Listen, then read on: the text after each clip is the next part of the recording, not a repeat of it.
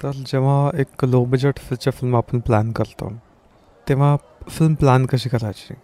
सगळ्यात आधी लिखाण असतं.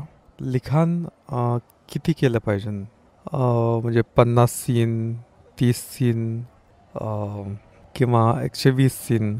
तसं नॉर्मली फिल्म जास्त जे लिखाण असतं ते एक तर 40 सीनचं असतं, 50 सीनचं असतं, 80 सीनचं असतं किंवा 120 सीनचा. आता सीन काय आपण सगळ्यात आधी समजून घेऊ. सीन काय असू शकतो? एक छोटासा धडा, एक विषय छोटासा, की आपल्या फिल्ममध्ये जे काही घडतंय त्याच्यातला एक छोटासा विषय, म्हणजे हिरोचं इंट्रोडक्शन. तो एक छोटासा सीन झाला आणि तो एकाच लोकेशनवर चालतो. एक लोकेशन म्हणजे एक सीन असू शकतो. पण याचा अर्थ असं नाही की मध्येच तुम्हाला फ्लॅशबॅक दाखवायचा असेल तर तो पण एक नवीन सीन बनतो, असं नाही. इट डिपेंड्स ऑन की तुम्हाला म्हणजे तुम्ही कसं क्लासिफाय करताय.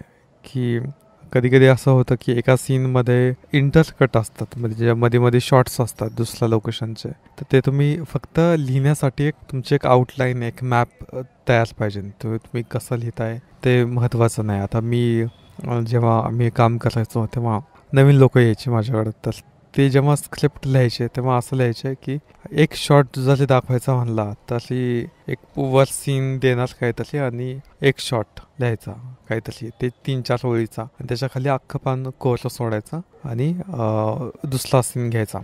तर असं काहीतरी 20 सीन एका मुलाने लिहिले होते आणि त्याच्यातले काही सीन होते असे अर्ध्या पानाचेच होते आणि खालचं पान अख्खंच मोकळं ठेवलं होतं. किंवा काही सीन असे होते की 2-2, 3-3 ओळी लिहिले आणि अख्खा सीन खाली ठेवला आहे. तर इथं थोडंसं लोकांचं कन्फ्युजन होऊ शकतं. तसं एक स्क्रिप्ट फॉर्मॅट असतं, ते जर तुम्ही फॉलो केलं तर तुमचे कागद खूप वाया जाणार आहे.